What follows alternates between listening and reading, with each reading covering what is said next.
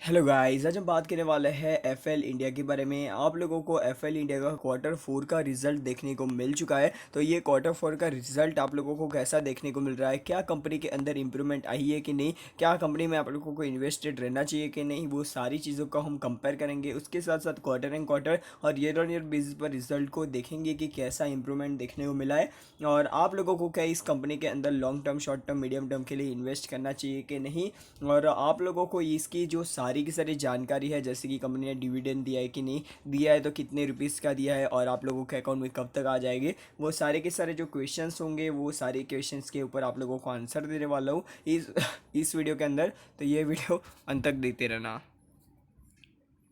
तो यहाँ पर से आ चुके हैं एफएल इंडिया की ये पेज के ऊपर, और यहाँ पर अपने नीचे की तरफ चलते हैं फाइल ओम में। यहाँ पर पहले दो तीन पेज में कोई भी डिविडेंड का अनाउंसमेंट नहीं देखने को मिल जाता। सबसे पहले रिजल्ट के ऊपर चलता है।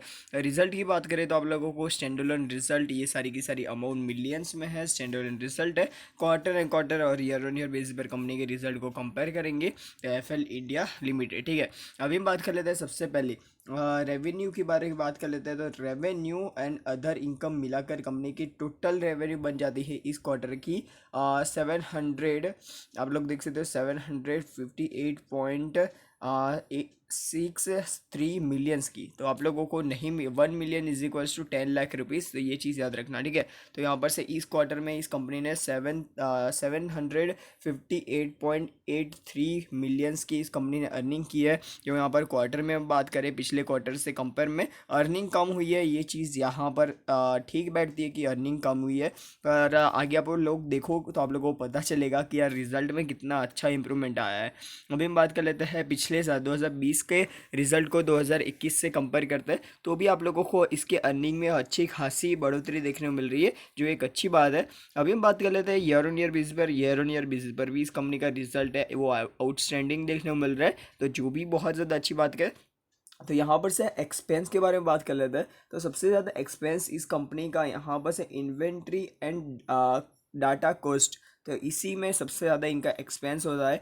तो आप लोग देखोगे तो वहाँ पर कंपनी ने जो एक्सपेंस है वो कम कर दिया है, ऑलमोस्ट 398.95 मिलियंस का इन लोगों ने एक्सपेंस किया है, जो यहाँ पर सब पिछले क्वार्टर में बहुत ज़्यादा था उसके मुकाबले। तो इसी की वजह से इसका जो एक्सपेंस है इस क्वार्टर का यहाँ पर से कम रहा है। पर जो आप लोग रेवेन्यू देखोगे तो थोड़ा सा कम हुआ है, पर एक्सपेंस बहुत ज़्यादा कम हुआ है। तो इसी की वजह से इसका जो ऑपरेटिंग प्रॉफिट मार्जिन होता है उसके अंदर अच्छा खासा पॉजिटिव इम्पैक्ट पड़ेगा, जो एक अच्छी बात है।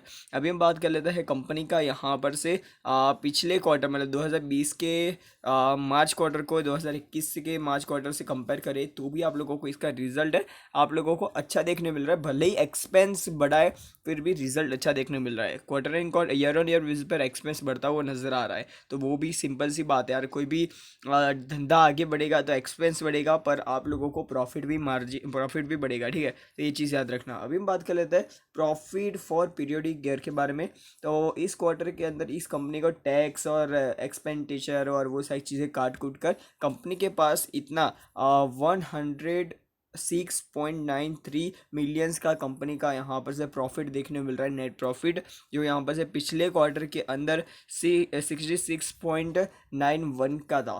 तो यहाँ पर आप लोग देखोगे तो आप लोगों को सिंपल सा यहाँ पर देखने को मिल जाता है ऑलमोस्ट डबल, डबल तो नहीं बोल सकते पर डबल के आसपास 80% का इसके अंदर मुनाफा देखने को मिल रहा है क्वार्टर एंड क्वार्टर बेसिस पर। और ईयर ऑन ईयर बेसिस पर आप लोगों को मुनाफे के अंदर गिरावट देखने मिल रही है। तो इसकी गिरावट की वजह सिंपल सी है, जो यहाँ पर से करंट टैक्सेस है वो यहाँ पर से बहुत ज़्यादा पे कर रही है कंपनी, इसी की वजह से यहाँ पर से गिरावट देखने मिल रही है। वरना तो आप लोग रिजल्ट देखोगे तो आप लोगों को बेहतरीन रिजल्ट देखने को मिल रहा है। और तो यहाँ पर से तो जो टैक्स है वो भी यहाँ पर ज़्यादा पे करना पड़ रहा है कंपनी को, इसी की वजह से यहाँ पर से दिक्कत हो रही है। ठीक है, तो ये चीज़ आप लोगों को याद रखनी है। अभी हम बात कर लेते हैं प्रॉफिट। आप लोगों को मैंने बता दिया इस क्वार्टर का 106.93 मिलियंस का इस कंपनी ने प्रॉफिट किया है। अभी हम बात कर लेते हैं टोटल कंप्रेहेंसिव इनकम के बारे में। टोटल कंप्रेहेंसिव इनकम इस क्वार्टर की बन जाती है 107.14 मिलियंस की, जो यहाँ पर से क्वार्टर एंड क्वार्टर बहुत ज़्यादा अच्छी तरीके से बढ़ रही है, और पिछले साल के क्वार्टर से इस क्वार्टर को कंपेयर करें तो भी आप लोगों को अच्छी खासी ऑलमोस्ट 30 करोड़ रुपीज़ की 37 करोड़ रुपीज़, सॉरी 37 मिलियंस की इसमें अच्छी खासी बढ़ोतरी देखने को मिल रही है। ईयर ऑन ईयर बेसिस पर इसके अंदर गिरावट आई है, जो बहुत ज़्यादा इसका टैक्स पे करने की वजह से यहाँ पर से देखने को मिल रहा है। ठीक है, तो आप लोगों को ये भी चीज़ याद रखनी है। कंपनी की यहाँ पर से अर्निंग पर शेयर के बारे में बात कर लेते हैं, तो अर्निंग पर शेयर ईपीएस इस क्वार्टर में कंपनी का चल रहा है 4.19 का, और जो पिछले क्वार्टर के अंदर 2.62 था, और उससे पिछले क्वार्टर के अंदर 2.17 था। तो यहाँ पर से कंपनी के जो क्वार्टर एंड क्वार्टर तो बहुत ही ज़्यादा अच्छा रिजल्ट आया है, और ईयर बेसिस पर थोड़ा यहाँ पर से डाउनफॉल देखने को मिल रहा है, पर ये जो क्वार्टर एंड क्वार्टर रिजल्ट भी बहुत ज़्यादा मैटर करता है। तो अभी हम बात कर लेते हैं कंपनी के ऊपर लोन की कैसी डेटा बुक, मतलब लोन डेटा बुक में कैसा चल रहा है। तो लोन की बात करें तो कंपनी का जो लोन है वो सेम टू सेम है, पिछले साल में जितना लोन था उतना ही है, जो नॉन करंट एसेट्स के ऊपर। और करंट एसेट्स की बात करें, उसके ऊपर लोन की बात करें तो आप लोगों को उसके अंदर थोड़ी सी नहीं, बहुत अच्छी खासी गिरावट देखने को मिल रही है, जो भी एक अच्छी बात है। अभी हम बात कर लेते हैं कंपनी का यहाँ पर से, आप लोग बोलोगे कि, मतलब आप लोगों को एक और चीज़ बता देता हूँ, कंपनी के यहाँ पर बैंक बैलेंस देखोगे तो यहाँ पर से गिरता हुआ नज़र आ रहा है बहुत ज़्यादा अमाउंट में। तो ये भी आप लोगों को चीज़ ध्यान में रखनी है। कैश इक्विवेलेंट के अंदर भी थोड़ा बहुत गिरावट देखने को मिल रही है।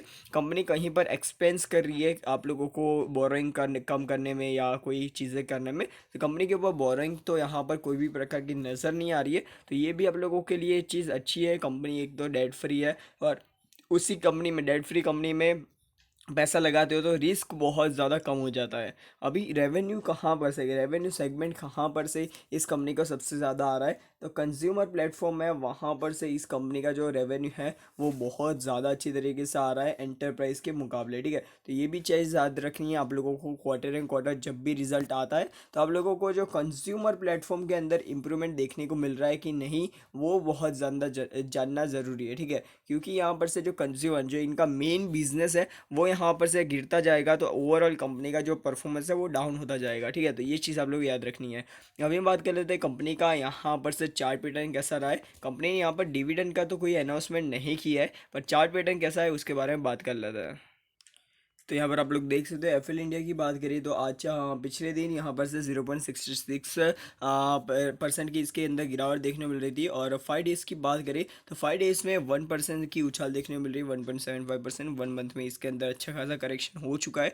और यहाँ पर से टॉप टू बॉटम की बात करें तो इसके अंदर अच्छा खासा 12% का करेक्शन हो चुका है। तो कंपनी का जो क्वार्टर एंड क्वार्टर रिजल्ट अच्छा आया है, इसी की वजह से यहाँ पर आने वाले समय में ऐसा कुछ बड़ा जंप हो सकता है, इसकी प्रोबेबिलिटी बहुत ज़्यादा हाई है।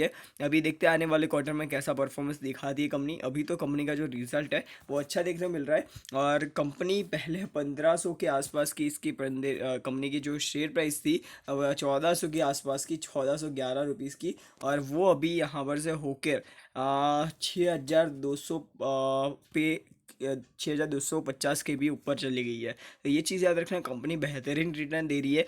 आने वाले समय में ये कंपनी का ग्रोथ अपॉर्चुनिटी बहुत ज़्यादा है। कि आप लोगों को मोबाइल सेगमेंट में, मोबाइल में आप लोग एडवर्टाइज देखते होगे, तो ये बहुत सारी एडवर्टाइज ये कंपनी यहाँ पर से इसका मैनेजमेंट और वो सारी चीज़ों को यहाँ पर करती है।